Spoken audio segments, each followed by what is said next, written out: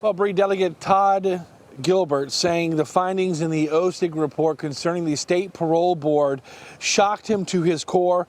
Senator Mark Obenshain calling for the rescission of Vincent Martin's parole. Several Republican leaders are calling for the current board's resignation and the former chair's now judicial robe. Secretary of Public Safety Brian Moran weighs in as well.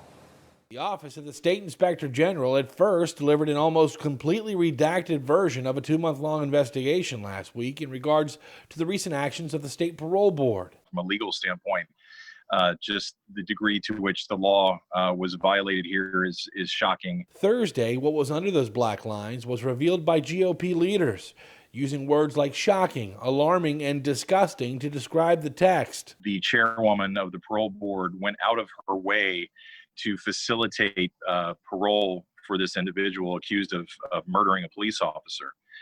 She seemed hell-bent on letting him out of prison. Former parole board chair, now juvenile judge Adrienne Bennett was steering the agency, a board that has continued following the foundation she left behind, according to the Inspector General, and breaking several state codes along the way, to include a 21-day notice rule afforded to prosecutors and making a valiant effort to notify victims' families of parole procedures and decisions. It's clear disregard for the statutory definition of victims found in the Code of Virginia. And I would point out that the former chair of the Virginia Parole Board addressed at great length in this report is now judge.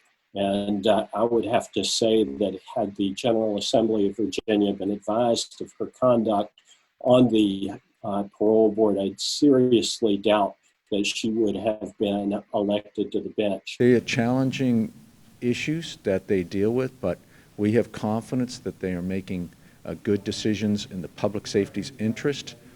Victim input is extremely important, so we do encourage victims to make sure that the parole board is aware that they exist and change of address or whatever. And that's one infraction listed on the OSIG report. An employee stated that Bennett instructed the Victim Services Unit that if the victim of a crime was deceased, as in the Vincent Lamont Martin case, then no further victim search needed to be performed, a clear violation of state code, which considers family members to be victims in those situations. Their willingness to violate and ignore laws, policies, and procedures in a manner that ignores the interests of victims and their families has made Virginia and Virginians less safe. State Senator Mark Obenshain says over a 30-day period, the State Parole Board released 95 violent offenders. A third were convicted killers, including Martin, who had been serving a life sentence for killing Richmond police officer Michael Connors in 1979. We call for Governor Northam to further rescind the parole of Vincent Martin, immediately return him to prison. Adding GOP leaders want the entire board to resign or be fired. Asked Wednesday if replacing the board should be considered, Secretary of Public Safety Brian Moran was hesitant, but told me there does need to be accountability. But if I was convinced through OSIG's investigation that they were flaunting these rules and regulations, then some action would be necessary.